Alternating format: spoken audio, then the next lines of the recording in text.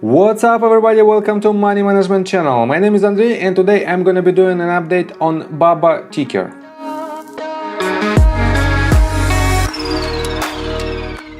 And in today's video, first of all, I will show you where we are on the price chart and how we get there. Then I will continue with the fundamental news that might drive the price of this company. And at the end of this video, I will share my thoughts and my technical analysis. And I will show you what should we expect next. So let's start with the price chart. I made my previous video right here at this very point, right after this massive sell-off, and I've told you that this level, this previous bottom, basically it is a swing low of $138, roughly this range.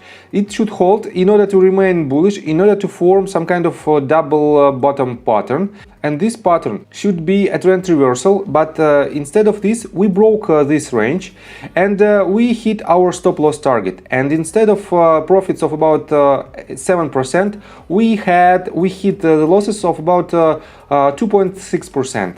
And it is what it is. It happened, and that's why you have to put your stop loss in order to reduce your losses, in order to make more profits in the future. So, and I will show you my technical analysis in just several minutes. And for now, let's continue with the fundamental news. First of all, let me show you on their company profile that this company for now has a PE ratio of 19.02, and it is more than 3.6 times lower than the PE ratio of Amazon, and Amazon for now has a PE ratio of 70.03, I guess. And that's why this company is extremely undervalued from the fundamental standpoint. But we have a lot of bearish pressure on this company from the Chinese government and the Chinese Communist Party. And let me show you this news. We are on Seeking Alpha, and this article was published on November 23rd, and it's titled "China pressures Alibaba, Baidu to crack down on cloud business fraud." And let me quote you these bullets.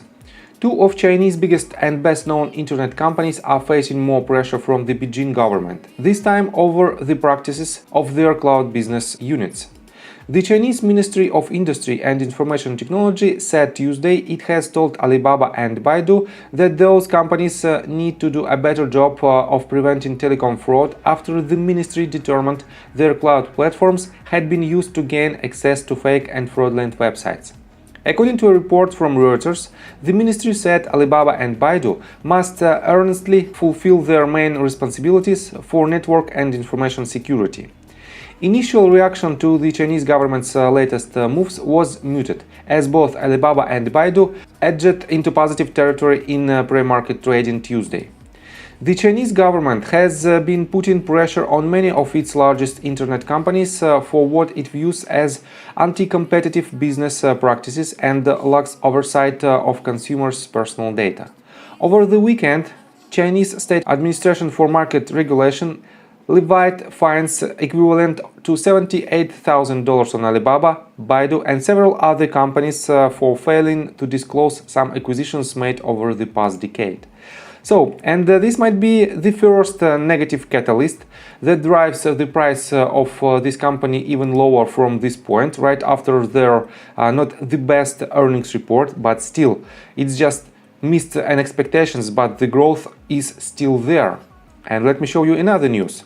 On November 24th, we have this article. Alibaba shares hold steady as Warburg cuts Ant Group valuation. And let me quote you this. A report that Warburg Pincus has significantly cut the valuation of Alibaba affiliate Ant Group had little residual impact on the Chinese internet retailing giant as trading progressed on Wednesday. Warburg said it is now valuing financial technology company Ant at about $191 billion, or 15% less than the $224 billion valuation tag it gave Ant at the end of June. According to a report from Reuters, Warburg has changed its valuation of Ant due to regulatory developments and the impact of ongoing restructuring. Warburg also reportedly said that it doesn't believe Ant's plans for a US IPO will take place anytime soon. Ant put its IPO plans on hold earlier this year after the company was ordered by Chinese government regulators to restructure itself into a financial holding company. That edict was part of an ongoing crackdown by Beijing on the business practices of many of Chinese leading tech giants. Alibaba, which owns approximately 33% of Ant Group, saw its shares edge up by about 1% Wednesday. Among other leading Chinese internet companies, Baidu remained near its breakdown line at around $150 a share. Susquehanna analyst Shyam Patil cut his price target on Alibaba to $200 a share from $310 and lowered his estimates on Baidu to $175 a share from $200. Patel cited concerns about the COVID-19 situation in China for his price target cuts. And I have to say that if we will take a look on TipRank's forecast, we have one more rating that we had previously. For now we have 23 ratings, and 21 of them suggest to buy, 2 suggest to hold, and 0 suggest to sell. And previously we had 1 rating suggest to sell, 1 to hold, and 20 to buy. And we have following price targets. The lowest price target is still $170. Average price target is $215.33, and the highest price target become $275 instead of $310. And still, to our average price, we have about 57.73% of upside potential. And let me show you their institutional investors. And among the list of their institutional owners, we have several new filings that made on November 24th. And these companies, let me show it to you in details. A lot of companies increase their position, and right here we have an increase for about 54%, and the total amount of money invested in BABA is about $550 million. So, and this means these companies added their position, but you have to keep in mind that these filings have a delay of about 45 days, and the average price of these companies for now is about $148. So, and let's continue with the technical analysis, but before we dive deep right here, please subscribe to my channel, hit notification bell and hit the like button. This helps me a lot. So guys, I don't need unnecessary tools, I don't need this ABC correction for now, and I don't need this Fibonacci retracement tool, because we retraced more than 100% of initial movement to the upside, and this means this movement to the upside becomes a failed wave. And we formed another lower lows, and we have lower highs, and this means the trend is still going down. And let me show you on a greater scale. If I switch to daily time frame, let me show you that we almost hit, and basically we hit the range of support, very strong range of support from the bottom of our second wave right here. And let me mark it for you. This range of about $130 should hold in order to remain bullish, because if we will break this range, let me show you in details, we will invalidate the entire movement to the upside from the end of October 2018 till end of October 2020. So we will eliminate this movement that lasts for 2 years, and we might become more bearish. And that's why this range of about $129 to $130 should hold. And let me show you indicators. Right here on daily time frame, we have a higher low on RSI, and let me show you, let me clean the chart a little bit, and we have lower low on the price action. This low compared to this one and this one.